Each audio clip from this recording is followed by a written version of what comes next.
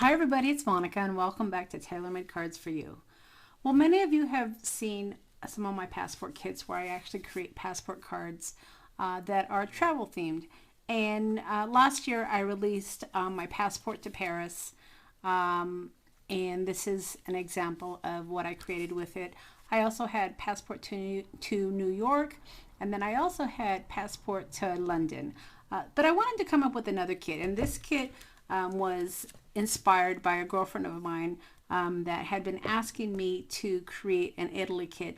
And a couple Christmases ago, I actually had the opportunity to go to Italy, and we spent some time in Florence as well as Rome, and it was an awesome trip. So certainly I have some great memories, and I wanted to create some little keepsake for people that plan to go to Italy or just have an inspiration to do some traveling on their own. And this is kind of where this was inspired. So this is an example again of my passport card where I'm using my kit, and as you can see, it has the three pages like it typically does, with some great ephemera that is Italian inspired, and I even was able to come up with some little ephemera pieces from authentic vintage ephemera that I was able to find as well. So this is an example of what we're going to be creating today. And then I hope to also create a little travel journal as well. So this would be a combination where I can have a card and a journal as a little gift. So let me go ahead and share with you some of the paper that comes in the kit. Now, like all my passport kits, you're going to get 4 pages to work with, and what's wonderful about digital images is you can resize these. So this is to 4.5, 4.25 by 5.5, I believe is what these are sized at. So these are perfect for cards or even journals. And then you're going to get this piece right here, and again, like I said, these can be resized. I actually resized this one to do a landscape because this is going to be the base of my passport card. So certainly you can resize any of your digital images. And then these are both 5 by 7. And then finally you're going to get your ephemera piece with all your pieces of ephemera. And like I said, I was able to actually find some authentic vintage ephemera. This is one of them where I was able to scan it down and size it to add to my kit. So I was pretty excited about that. So let me go ahead and get all this cut out, and we'll go ahead and put the card together.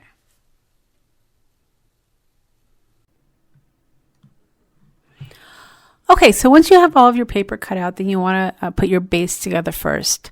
And the base is going to measure 7 inches wide by 5.25 long.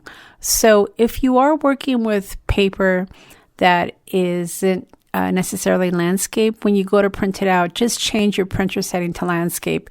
And then that way, when it prints, you'll have enough for the 7 inches wide. And then once you cut it out, then you're going to want to score it. You're going to score it at 2 3/4, and then you're going to rotate it, and then you're going to score it again at 3.5.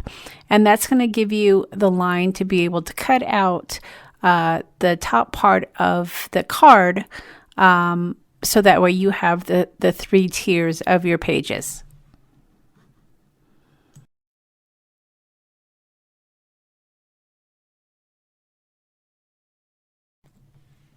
Now, I don't know if you caught it, but I actually scored my card first before I actually trimmed it.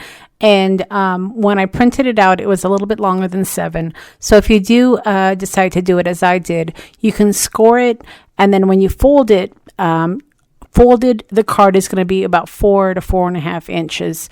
Or I should say 4 to 4.25 inches. It's really up to you. I think I do mine at 4 inches. But that's going to be the finished card, and that will fit into an A2 envelope really easily.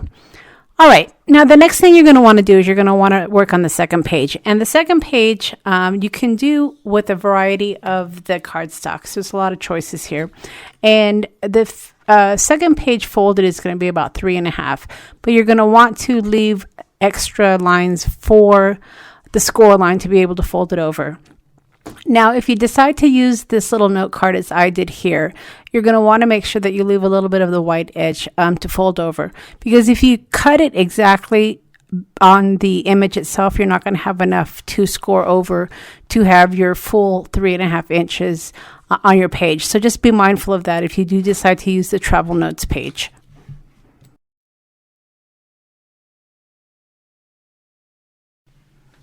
And then once you get it scored, then all you're going to do is add a little bit of glue or adhesive to make your second page. And now you pretty much have the base of your card. Now it's just a matter of covering those white spaces. Now, the way that I do this is I just kind of figure out what paper I'm going to use, and then I figure out my measurements based on the size of my card. So you're going to want to go ahead and just figure out exactly how long your piece is on your card that you're going to need, and then just take off a little less than 1/4 of an inch or about 1/4 of an inch, so that way you have some white showing.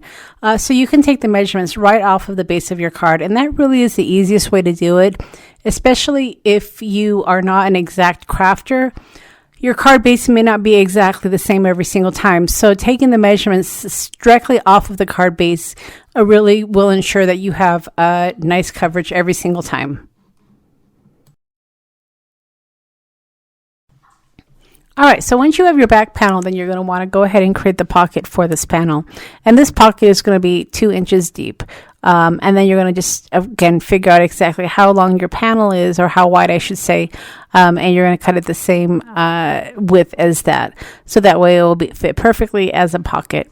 Now, you have a lot of choices of this. So just pick one of your scraps and figure out exactly what you want your pocket to be with which designer paper. And then, as you saw, I just cut my 2 inches, and then I just measured it up against my back panel, and then I cut off the rest. And then I'm taking some strong adhesive, and I'm going to go ahead and add it to my back panel to create a nice little pocket.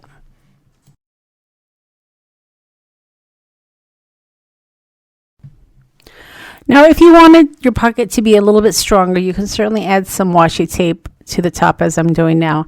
And this way you can go ahead and fold over the washi tape towards the back, and that will just give it a little bit more strength when you're adding and taking things out of that pocket. This isn't necessary, but this is something that I will typically do, because not only will it add a little bit more of a decorative presentation, but you'll also get some strength in that pocket. And then you're going to take some of your adhesive and just glue it down, as I did here.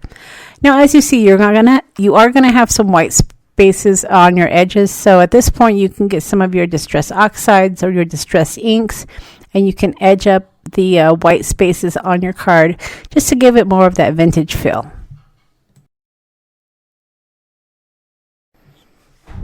And then once you have all of the edging done, then you're going to go ahead and do the same exact thing to get some panels for those other white spots on your card. And again, just pick out some of your scrap paper and measure it up against your card to trim it out. And then, of course, you just want to have a little bit less than the actual size of your page, because you want a little bit of that white showing.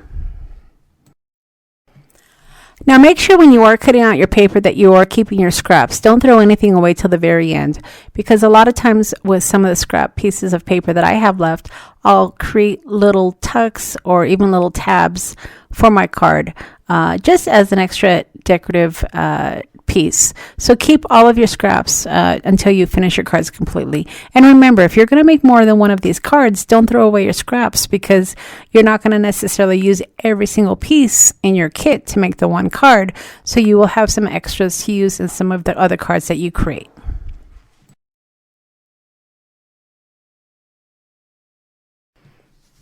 Now, I did have one of the viewers ask me one time what you use these cards for. And really, I mean, it's just your basic greeting card, just a little bit fancier.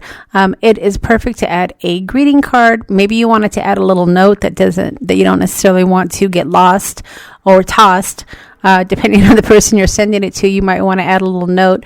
You could tuck money in the pocket. Like I said, a little gift card. There's a lot of things that you can do. And what I really like about the passport cards is the theme. They're theme based. And my original passport card was a travel passport card, and then I just started kind of adding on to that. And that's when I decided to create actual countries for my themes. And like I said in the beginning, now I have my passport to Paris, I have passport to London, I've got passport to New York, and now with this kit I have passport to Italy. I almost said Rome, but it's passport to Italy, because certainly this could use for any of the Italian cities.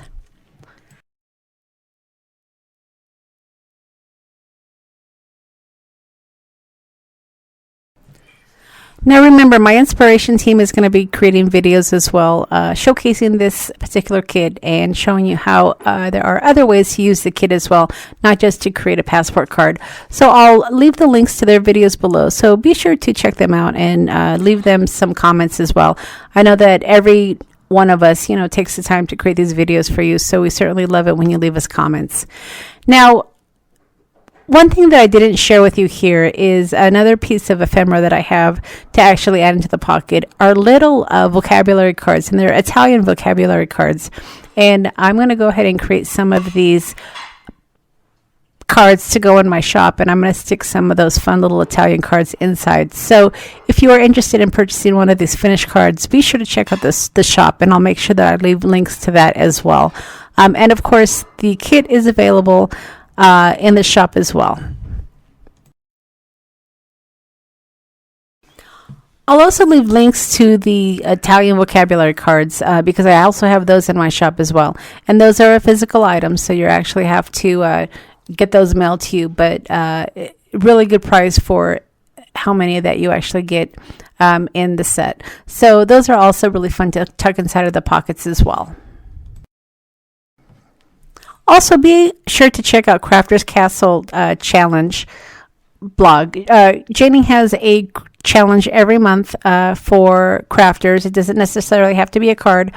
And I'm a sponsor for her challenge every single month. So you'll have a chance to join her challenge and an opportunity to win this kit.